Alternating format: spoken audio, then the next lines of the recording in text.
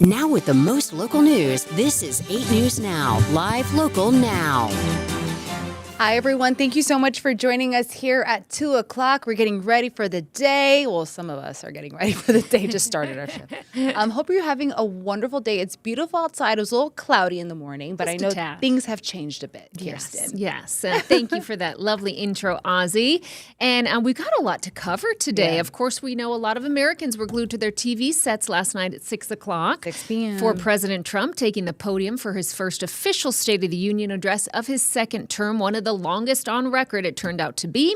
He touted the nation's economy and called America the hottest country anywhere in the world, largely promoting business and manufacturing growth in the country, his efforts to put the brakes on inflation. He accused Iran of pursuing sinister ambitions, trying to restart its nuclear program. And he says Iran wants to make a deal. He says he would prefer a deal, but he says the U.S., he would not allow that the world's number one sponsor of terror, he says Iran, to have a nuclear weapon. So that is still to be determined as far as the action there. And we know he's taken some movement this morning with the aircraft. The president also lauded his immigration agenda, Ozzy telling Democrats they should be, quote, ashamed of themselves over their opposition to his efforts, repeatedly discussing crimes committed by undocumented immigrants.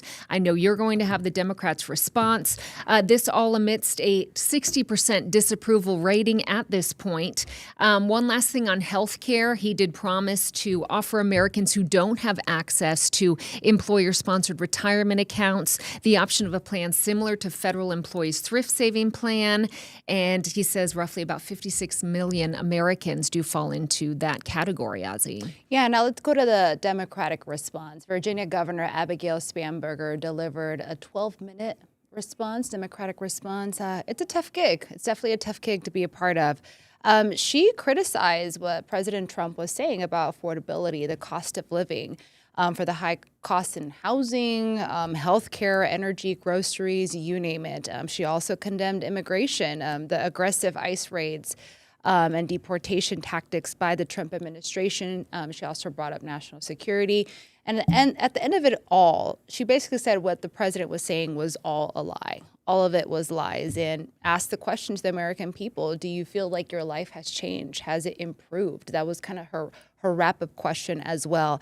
Bringing it back here at home as in regards to Nevada lawmakers, the response was pretty split. Nevada,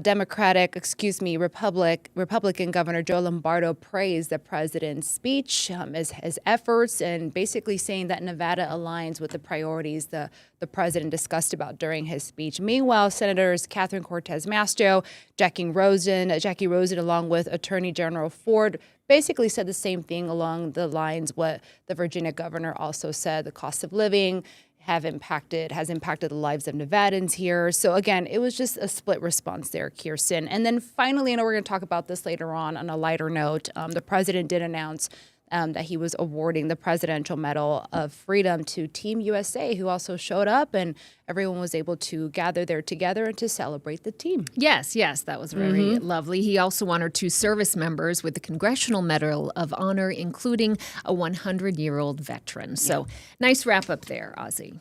Now we go to our question of the day, and that's where we bring in Daryl. It's about the State of the Union address. Hi, Daryl. Yes, no, great recap from you two. And we just wanted to know from the viewers, did you get a chance to watch it? Did you watch the State of the Union address so far? Majority no, and about 2/3 roughly split. And we just wanted to hear from you all. And if you guys didn't watch, that means that they got a fantastic summary from Ozzy and Kirsten just now, and y'all are in luck. Yeah, it was a lot to go through. It was a lot. And that was a majorly condensed version. Exactly. Right. Keep Well voting. done. We love to hear from you. Scan the QR code. I know it's a little small, but take a picture of it, get up and close, screen grab it on your cell phone if you're watching us on YouTube. All right, Kirsten, let's talk about Nevada's looming insurance crisis. So this is in regards to state employees. Major pushback from them. So this is what's happening.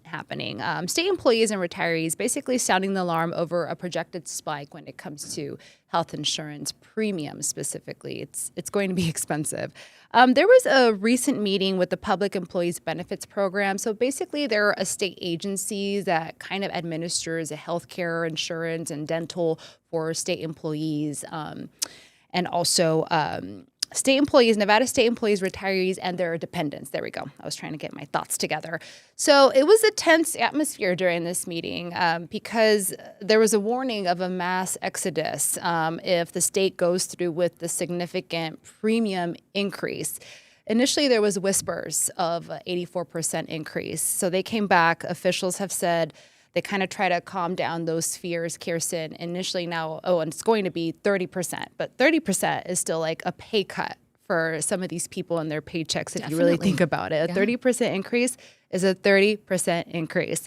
So a lot of people feel like, there was one probation officer that I was listening to the interview. Basically, he says the math doesn't map out for them, right? A lot of these people take these jobs, especially like our troopers.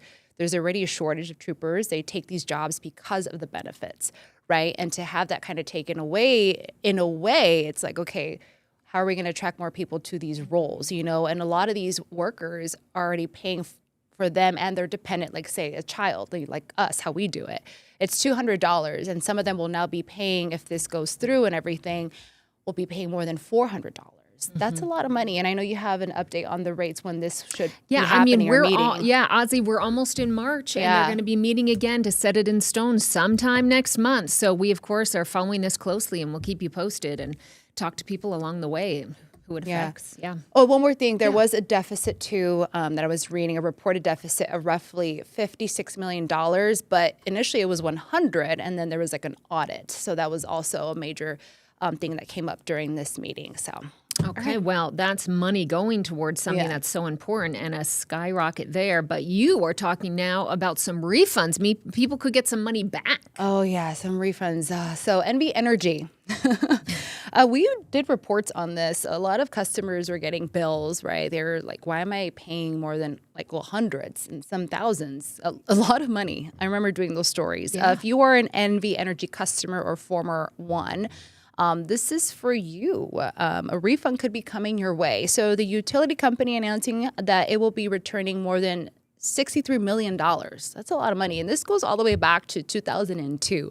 A very, very long time of back and forth of trying to figure out why these customers were being overcharged. Well, finally, the company says that they misclassified many multifamily customers, like the people that live in apartments and condos, just for reference, as single-family customers. So this meant that many people were paying higher rates than they should have been paying. Now, the company did say some customers did pay less because of this mistake, allegedly. But the overall result of this was pretty messy. It was a massive situation. So the big question is that many people are probably having, Kirsten, how do I get this money back? How am I going to get this money, right? So if you're a current customer, according to NV Energy, you don't need to do anything. It should appear in your bill. That's okay. Nice. So credit in your bill. And give it a few billing cycles before you call them and see what's going on. And then for former customers, it should be a check basically mailed to your home, but the address that they have for you. So if you moved, then that could be a little problem. You may want to reach out to them just to make sure that all that information is correct. So there we go. Now we go to condo prices. Kirsten. Yeah, condo sales in our area of Las Vegas slowing down a bit. The average is between $260,000 and $300,000 for a roughly 2-bedroom, 2-bathroom condominium. And these mortgage brokers that we've talked to here at 8 News Now say there can be other expenses as well. Of course, we know what that is. That can include the HOA that covers your pool, maybe your workout room, other nice additions to the facility. And those can range greatly, and they're more expensive at condos sometimes compared to homes because there's a lot more to cover there. Also, those HOA fees with the condos, they're not set in stone, so those can rise year after year, and you can't control that. So that is something that a lot of people have to take into account when figuring in those condo prices. And the mortgage brokers are saying, you know what, they may be cheaper than in years past, but they're just not cheap enough for first-time home buyers right now. So those sales are slowing down, Ozzy. Yeah, and I was telling John Langler, condo in Summerlin is still $400,000, right? Oh, it's still the expensive. range is huge. Yes. But the average there, about 300. Yeah. All right, let's bring in Daryl for this one, too. The next story we're talking about is the social media addiction. trial. This is very, very interesting. It's been going on for a while, too. So a landmark trial is unfolding right now in Los Angeles, in a Los Angeles courtroom, that could change the way we use social media platforms. So how we scroll, how we get the notifications, basically the internet, what we use every single day. At the center of this case is a 20-year-old woman who is suing the giants of tech world. So we're talking about Meta, Google, and YouTube. Snapchat and TikTok were also involved, but they kind of settled this outside on their own terms, just FYI. So the person here alleges that she became addicted to platforms like Instagram and YouTube when she was only 6 years old. She claims that the apps were designed to be addictive. So that's how we're calling it the addiction trial, through features like infinite scrolling. We all do that, right? This is how we get our news, Daryl. Like, we scroll all day sometimes and just look at those constant notifications, those likes, and even text messages, right? So this addiction, her lawyers argue, led to severe mental health struggles, including depression, anxiety, and body dysmorphia. Kirsten. Yeah, this is the first of more than 1,500 similar lawsuits nationwide to go before a jury. So this will be, when it comes out, the final result, very telling for those others that are waiting in line. They are waiting to see how this fares. And you mentioned it. You said that Snapchat and TikTok were previously named in this lawsuit. They settled out. They reached those settlements with the plaintiffs, so they didn't admit wrongdoing, but they did reach settlements, Daryl. So that also lets you know something there. And it's just so disturbing, though. Do you all remember that movie about Facebook, now Meta, and the constant barrage of this and that sent, and the timing, and how disturbing it allegedly, right? Because they say that they don't do that, and they have. Right, because the whole team parent control now that they have on Instagram, and a lot of people are saying, this isn't just about bad content; it's about product liability as well. So it's going to be interesting the way and to see how this kind of shapes up in the courtroom in the future of these social media platforms and liability. Yeah, no, big deal. Mark Zuckerberg testified in this trial, and we'll see more powerful testimonies. The social media companies have said that there's no scientific data that supports these claims. My response to that is, this is slightly new territory. This is a new generation coming of age. So we shall see how it plays out. We'll update you guys. Yes. Yeah. All right, Daryl, thank you so much. Stay with us. We're going to Omaha. Excuse me. Crazy sinkhole. Yes. Yikes. Stay with us. We'll be right back.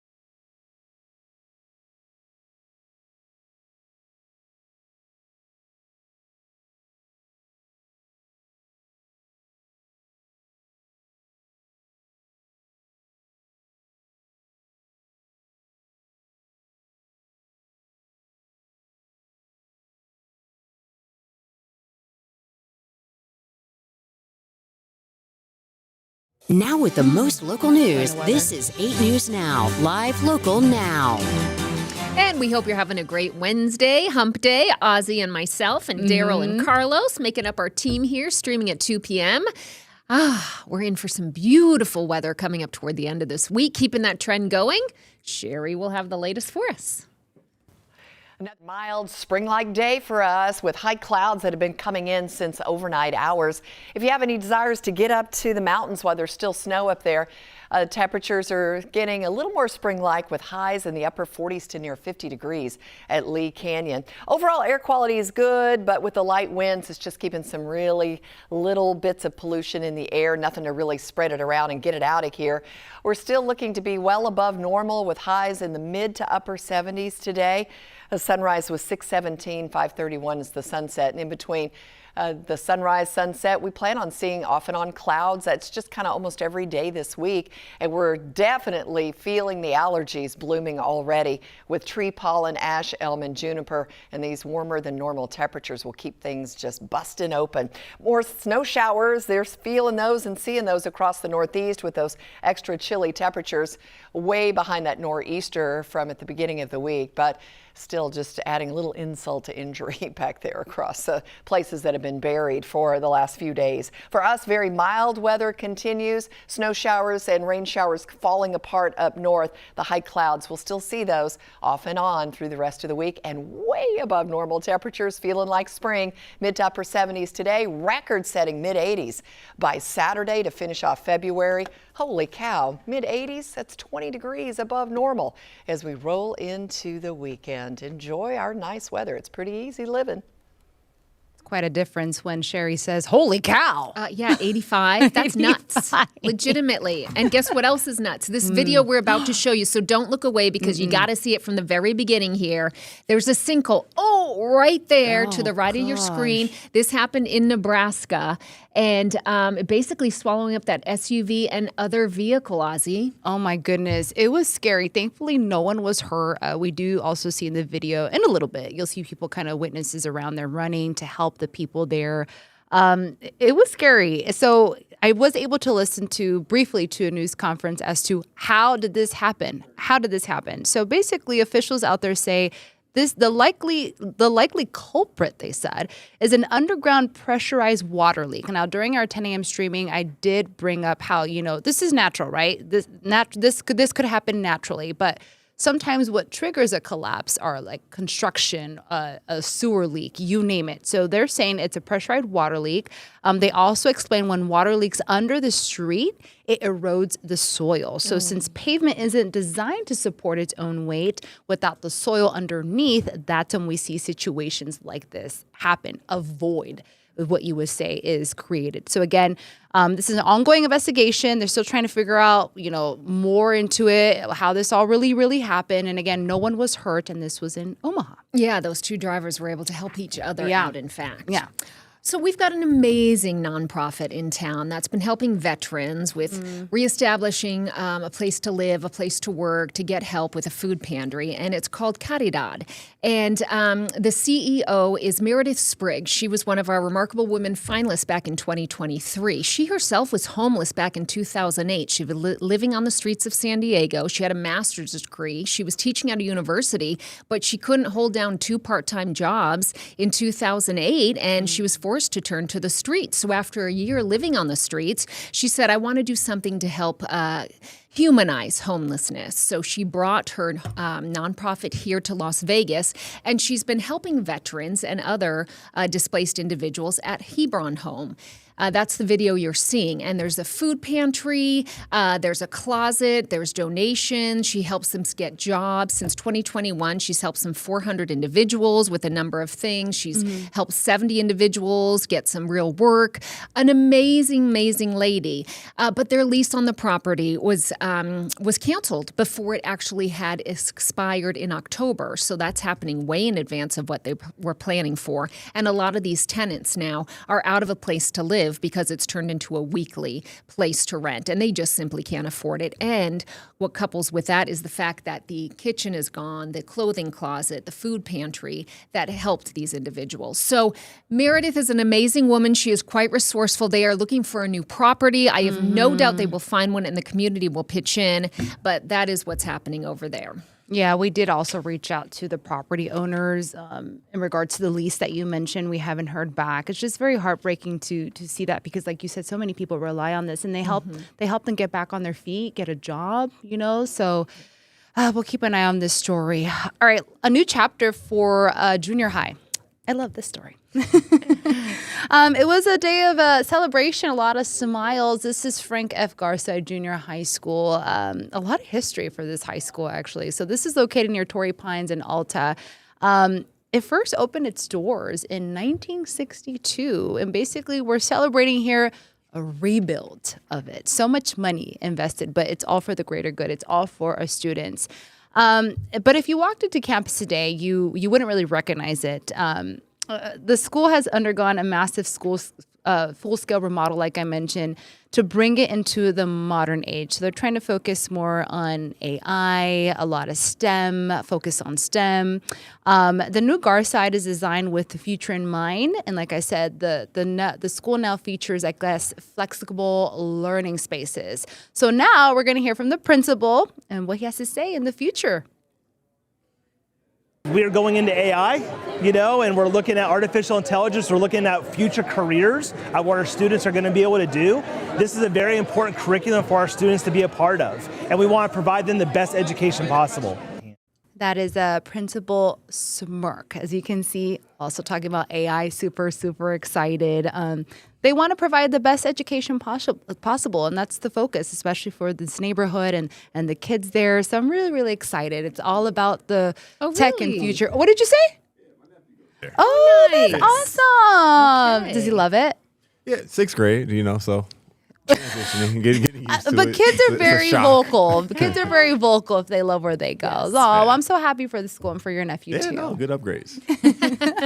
Stay with us. We're talking Flavor Flav and how our community is coming together to honor some amazing athletes.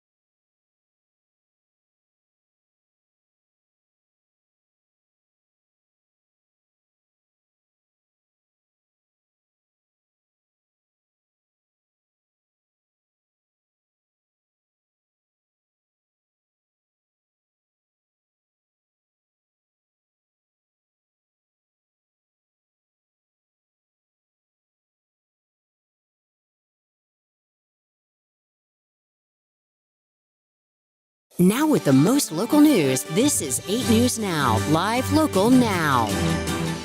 We wanted to know how many of you watched the State of the Union last evening at 6 o'clock for the record length in that. And our results show the following. Let's see. We have about 38% who said yes. And as you can see there from those viewing right now, 62% who said no. All right, so Flava Flav. All right, he has this great invite that we've been telling you about here at 8 News Now, inviting the USA Women's Olympic hockey team to Las Vegas. He says he wants to host them, celebrate their big win. He put it out on X. All right, and guess what? Our whole city's chiming in, happy to help host, right? We're the celebration capital of the world for a reason, says tagging Caesars Entertainment and MGM. That's what our city had to say. Celebrating champions is kind of our thing. Count us in for whatever you need, says MGM Resorts. We need a proper celly in the celebration capital of the world. We're here for it, says Caesars. Palms jumping in, StubHub's joining in, even Alaska Airlines, Ozzy. Oh, Kirsten, I love you. You're the biggest. You're the hypest. She is just hype about it. It goes along with Flava Flav, king of hype, you know. There you He's go. known for doing this. He's done a lot for our community. I also talked about, there's his tweet today. So, Daryl, did they accept? Did the team accept to? That's what, Are we still waiting? Allegedly, via some comments. We'll see. Okay. We'll see. We haven't heard it yet, but yes, potluck style celebration here for the women's hockey team. Maybe instead of Disneyland, this Vegas is the new place to go after winning. But do want to show you the men's team also at the White House. Oh, yeah. I did say that at the top of the state of the And show. they were honored again. So welcome home, USA Hockey. Yes, You have your choice. You welcome. Vegas is always open. Yes. You come over here too, party at the Palms. Come celebrate, men and women's, that's for sure. Absolutely. Oh, Ozzy, one of your favorite bands, going to be performing at Sphere. Nothing else matters. You guys know that song? Does anyone know that song? Daryl? Of course we Come do. on.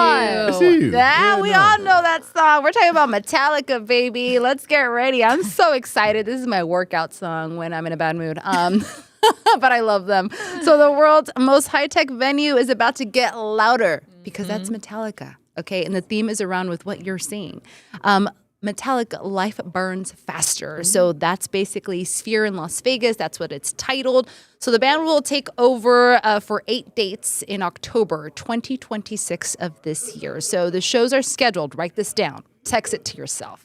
October 1st, 3rd, 15th, 17th, 22nd, 24th, 29th, 31st of October. Is that Halloween? Yes, that is. Okay. Every year, all year. That's right. So that means, you just never know nowadays. Okay?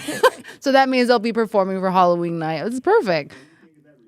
Kirsten? It's pretty dang cool and It's intense, all right. isn't It it? is. It's Yeah. dark Yeah. and intense. Yeah. It's some. So I think the last time they had their album, I think in 2023. But anyway, I thought it was awesome. I'm really, really excited. I'm definitely going to get tickets for this. Get I out. haven't been to Good. the Sphere. Remember we talked about that God, word yeah, question you of need the to go. day. You So need to go. I need to go. I rock on. All right, guys.